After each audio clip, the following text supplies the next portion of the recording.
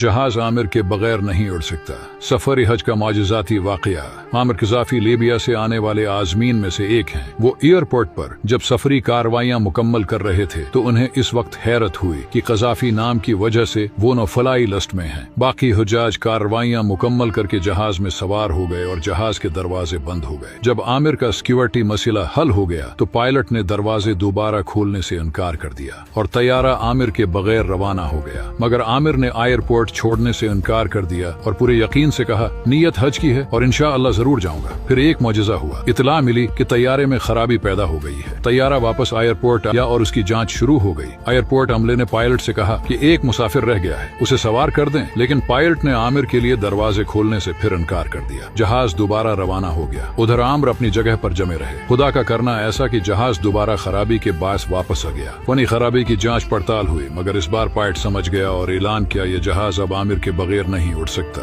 यूं आमिर आखिरकार his flight में सवार हो गए। अल्लाह ऐसा ईमान, यकीन और तड़प हमें भी दे। आमीन।